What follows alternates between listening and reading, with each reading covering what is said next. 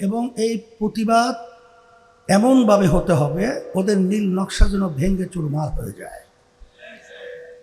আমাদের বাংলাদেশে বর্তমানে যে সরকার রয়েছে, বিগত দিনের সরকার ছিল, বারবার ওলামায়ে কেরাম সহ দিনদার মুসলমান ইমান যারা নাকি আমরা মুসলমান দাবি করি, আমরা বারবার বলেছিলাম, এখনও বলছি, তামাম দুনিয়ার মধ্যে বহুত রাষ্ট্র রয়েছে যেখানে কাদিয়ানীদেরকে অমুসলিম হিসাবে তারা সরকারিভাবে ঘোষণা করেছে। তা আমাদের দেশের মধ্যে এত দিনদার মুসলমান থাকার পরেও বর্তমান সরকার বারবার কথা উল্লেখ করেছেন, শরিয়া বিরোধী তারা আইন পাশ করবেন না। তারা কথায় কথায় বিভিন্ন সময় আল্লাহর নাম তারা উচ্চারণ করে থাকেন, কিন্তু কাদিয়ানীদেরকে অমুসলিম ঘোষণা করতে আপনাদের বাধা কোথায়? আমরা পরিষ্কারভাবে বলবো, যদি আপনারা বাংলাদেশের সম্মানিত ওলামায়ে কেরাম মুসলমানদের পালস বসতে আপনারা ভুল করেন, তাহলে বারবার কিন্তু আপনারা বিভিন্ন জায়গায় সেখানে আপনারা ফল্ট করবেন, ধরা খাবেন, সেখানে কিন্তু বারবার আপনারা সমস্যায় পড়বেন।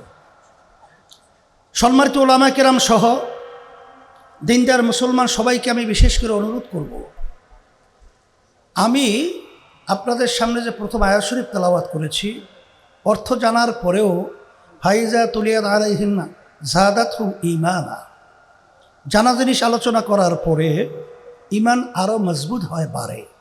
সেদিক থেকে যদি আমাদের কার্যক্রমগুলো সব একমাত্র আল্লাহ রাব্বুল আলামিনকে রাজি খুশির জন্যই আমরা করতে পারি, আমার মন বলছে অল্প সময়ের ব্যবধানে ওয়ালা তাহিনু ওয়ালা তাহজানু ওয়া আনতুমুল আ'লাউনা ইন কুনতুম মুমিনিন, বিজয় আমাদের আসবে, কোনো সন্দেহের অবকাশ নেই।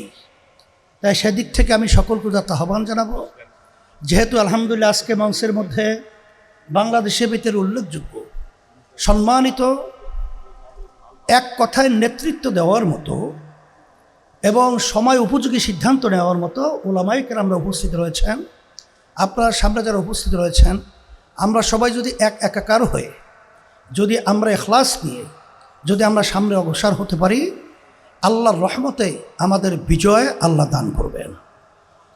এই আশা রেখে সকলকে ধন্যবাদ জানিয়ে আমি আমার আলোচনা শেষ করছি।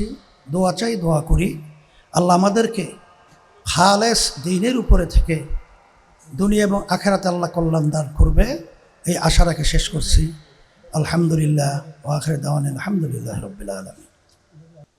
সংগ্রামী তাওহীদি জনতা, এই পর্যায়ে বক্তব্য নিয়ে আসছেন ইসলামী আন্দোলন বাংলাদেশের সম্মানিত প্রেসিডিয়াম সদস্য সৈয়দ মোহাম্মদ মুসাদ্দিক বিল্লাহ আল মাদানী। আসসালামু আলাইকুম ওয়া রাহমাতুল্লাহ। নাহমাদুহু ওয়া নুসাল্লি আলা রাসূলিল কারীম। আউযু বিল্লাহি মিনাশ শাইতানির রাজীম। বিসমিল্লাহির রহমানির রহিম। মা কানা মুহাম্মাদুন আবা আহাদিম মির রিজালিকুম ওয়ালাকিন রাসূলুল্লাহ ওয়া খাতামান নবিয়্যিন। सदक़ल्लाहुल अज़ीम। तौहीद की अमान और सीनों में है हमारे, आशा नहीं मिटाना नाम और निशाना हमारे। चीन और अरब हमारा, हिंदुस्तान हमारा, मुस्लिम है हम, वतन है सारे जहां हमारे। सबक पढ़ो तुम फिर सदाकत का, शुजाअत का, ले जाएगा तुमसे दुनिया की इमामत का। আমার সংক্ষিপ্ত আলোচনা যে আমরা ওলামায়ে কেরাম এদেশের সমস্ত আলেম ওলামা, শীর্ষস্থানীয় ওলামা, মাদারেস যত আছে সমস্ত কিছু আমরা একমত, কেউ নেই মিয়া ফিল মিয়া, 100তে 100% আমরা একমত যে কাদিয়ানীরা কাফের। এদের সৃষ্টি করছে কেনা? ব্রিটিশ। আমি লন্ডনে অনেকবার গেছি, ওদের আস্তানাগুলো দেখছি কোন জায়গা থেকে হচ্ছে। আমি আমেরিকায় গেছি, আমেরিকায় শিকাগোতে ওদের অফিস দেখছি। ওদের পিছনে সব ইহুদি এবং নাসারা, খ্রিস্টানরা, ইহুদিরা তাদের টাকা দিতেছে। যখনই এই বিল আসবে বাংলাদেশ সংসদে, তখন প্রাইম মিনিস্টার সহ যত আমলা আছে, যত মন্ত্রী আছে, সবাইকে তারা ম্যানেজ করে করে ফেলে, তখন আর দেয় না। কিন্তু শুধু এই পর্যন্ত তাদের বইগুলা বাজেয়াপ্ত করা হয়েছে, কিন্তু কাদিয়ানীদেরকে কাফের ঘোষণা করা হয় নাই। সৌদি আরবে করা হয়েছে, মালয়েশিয়ায় করা হয়েছে, আমরা পাকিস্তানে করা হয়েছে, বহু দেশ মুসলিম দেশে, কিন্তু বাংলাদেশে কেন করা হইতেছে না? 92% মুসলমান দেশে আলেমোলামারা এত চিল্লাইতেছে, মাইর খাইতেছে, কারণ কি? কারণ পিছনে ওই কারা, ওই আপনার গডফাদার ইহুদি খ্রিস্টান, তারা টাকা ঢালতেছে। এখন আমরা যারা এক হয়ে যদি এক পথে এমন একটা প্রোগ্রাম করি যাতে করে ওরা দিতে বাধ্য হয়, কি ঠিক কিনা কি বলেন? তারা এমনি দেবে না। এই জন্য আমাদেরকে রক্ত দিতে যদি প্রয়োজন হয়, আমরা কারা কারা রক্ত দিতে রাজি আছি? যদি মাল দিতে প্রয়োজন হয়, মাল দিতে কারা কারা রাজি আছি? আমরা সবাই ঐক্যবদ্ধ হয়ে এই কাদিয়ানীদেরকে বাংলাদেশ থেকে এই বক্সিবাজার ঢাকা আলিয়ার পাশে ওখানে তাদের কেন্দ্রীয় অফিস এগুলা চুরমার করে দিতে হবে। এখানে বাংলাদেশে কোনো কাদিয়ানীদের অফিস থাকবে না, থাকতে দেওয়া হবে না। যে প্রয়োজন যা কিছু হয় আমরা তা করবই ইনশাআল্লাহ। এবং সরকার, বর্তমান যে বিএনপি সরকার আছে, তারেক রহমান সরকার, তাদের কাছে আহ্বান জানাবো যে আপনারা ইসলামের মূল ভিত্তি, সেই মূল ভিত্তিতেও আঘাত দিয়েছে এই কাদিয়ানীরা।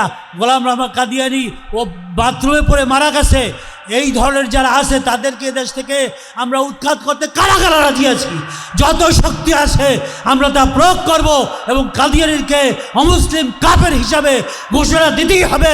এই দ্বিতীয় বৃহত্তম মুসলিম দেশ বাংলাদেশে তাদের জায়গা হবে না ইনশাআল্লাহ। আমি এই আহ্বান রেখেই আমি আমার সংক্ষিপ্ত বক্তব্য শেষ করছি। আসসালামু আলাইকুম ওয়া রাহমাতুল্লাহ। বাহিরে আমাদের খতমে নবুয়তের দায়িত্বশীলগণের ব্যাপক হুজুম, আমাদের ভলান্টিয়ারের দায়িত্বে যারা আছেন সবাইকে শান্ত থেকে, সুশৃঙ্খল থেকে, সুন্দর মতো বিশাল আয়োজন, ভিতরে যেই পরিমাণ এর চেয়ে কয়েক গুণ বেশি হতে পারে বাইরে। এবং মনে হচ্ছে যে 1993-94 রং কিন্তু ধরে যাবে ইনশাআল্লাহ। পরিস্থিতি আল্লাহ তাআলা ওইভাবে করে দিচ্ছেন।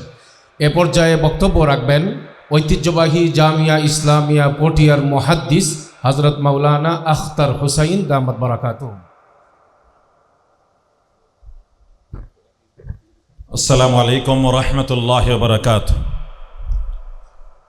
हम शान रिसालत के हैं दिल दादा व शहीदा, हम शान रिसालत के कुर्बान सुबैदा। वो जिसकी ज़ुबान शान रिसालत को सताए, गद्दी से निकालेंगे उसे खींच के लाए। वो जिसका कलम शान रिसालत को गौठा दे, आए शान रिसालत के गोलाम उसको मिठा दे। আজকে এই জাতীয় ওলামা মাশায়েখ সম্মেলনের দাবি কি? কাদিয়ানীদেরকে রাষ্ট্রীয়ভাবে অমুসলিম ঘোষণা করার দাবি, তাই না? আমরা দাবি নিয়ে এসেছি এখানে। খতমে নবুয়তের দলায়েল, খতমে নবুয়তের গুরুত্ব, এইগুলো নিয়ে এলমি বহস করার মজলিস এটা নয়, এটা হলো দাবির মজলিস। আমরা দাবি নিয়ে এসেছি সরকারের কাছে। এবং আজকে এই ওলামা মাশায়েখ সম্মেলনের মেহমানে আলা হলেন হেফাজতে ইসলাম বাংলাদেশের মাননীয় আমির, ঠিক না? একটা মিসাল বলি, ছেলেকে যখন মারার জন্য বাবা দৌড়ায়, তখন ছেলে দাদার কাছে যায় আশ্রয় গ্রহণ করে, কারণ ও বলে যে আমাকে দৌড়াচ্ছে মারার জন্য কে? আমার বাবা। যার কাছে আমি আশ্রয় নিলাম তিনি তারও বাবা, তিনি তারও বাবা। আমার দাদা যখন আমার বাবাকে চুপ বলবেন, খবরদার বলবেন, আমাকে আর বাবা মারার সাহস করবে না।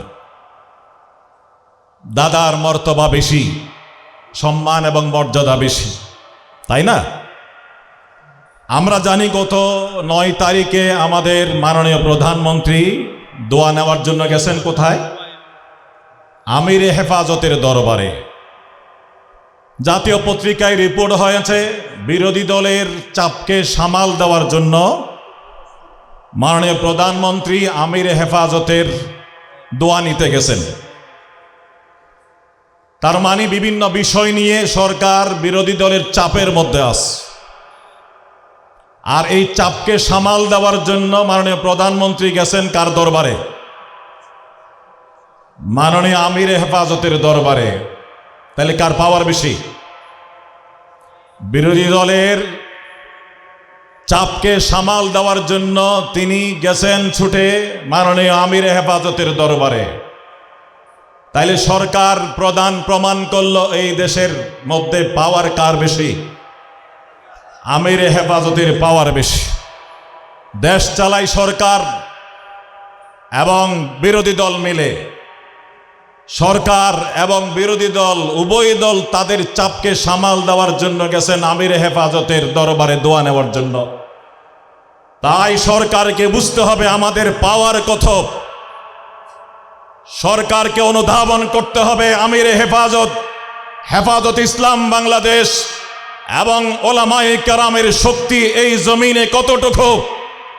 আমির হেফাজত যদি কর্মসূচি ঘোষণা করেন এই খতমে নবুয়তের দাবিকে আদায় করার জন্য আমরা প্রয়োজনে গোটা বাংলাদেশকে অচল করে দেব। আপনারা ঢাকাকে অচল করে দেবেন, আমরা চট্টগ্রাম এবং কক্সবাজারকে অচল করে দেব। এই দাবি আমরা আদায় করে ছাড়বো ইনশাআল্লাহ তাআলা।